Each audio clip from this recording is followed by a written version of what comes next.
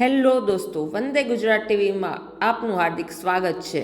IPL 2025થી આવી રહ્યા છે એવા સમાચાર જેણે આખા ક્રિકેટ જગતને હચમચાવી નાખ્યો છે। ચેન્નઈ સુપર કિંગ્સ CSKને લાગ્યો છે એક જોરદાર ફટકો।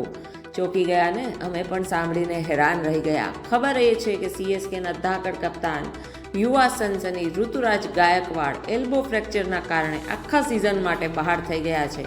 આ ખરેખર CSK માટે એક બહુ મોટું નુકસાન છે। અને સાંભળો, ગાયકવાડને આ ઈજા રાજસ્થાન રોયલ્સ મેચમાં લાગી હતી, પરંતુ એ શેરદિલ ખેલાડીએ એ પછી પણ 3 મેચ રમ્યા, દર્દ સહન કરતા મેદાન પર ઉતર્યા। શું ડેડિકેશન હતું ભાઈ! સલામ છે આ જુસ્સાને। પણ દોસ્તો, કહેવાય છે ને કે જ્યારે એક દરવાજો બંધ થાય ત્યારે બીજો દરવાજો ખુલે છે, અને CSK માટે આ બીજો દરવાજો સીધો જોડાય છે એ નામથી, જે નામથી જ સ્ટેડિયમ ગુંજી ઉઠે છે। હા દોસ્તો, તમે સમજી જ ગયા હશો, કપ્તાની પાછી જઈ રહી છે એ લેજેન્ડ પાસે, મહેન્દ્રસિંહ ધોની પાસે, MS ધોની।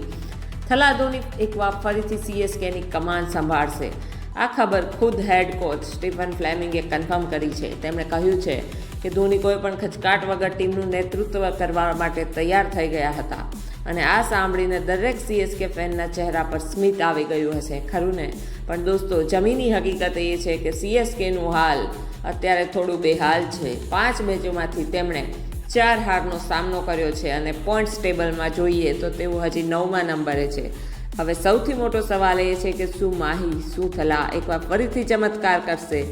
શું ધોની પોતાની કરિશ્માઈ કપ્તાનીથી CSKને પ્લેઓફ સુધી પહોંચાડી શકશે? આ જોવાનું ખરેખર રસપ્રદ રહેશે। થલાના આ કમબેક પર તમારો શું અભિપ્રાય છે? શું તમને લાગે છે કે ધોની આ મુશ્કેલ ઘડીમાં CSKને ઉગારી શકશે?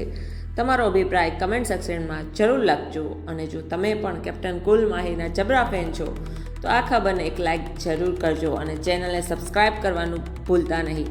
ક્રિકેટની દરેક મોટી ખબર સૌથી પહેલાં તમારા સુધી પહોંચાડવાનું વચન છે।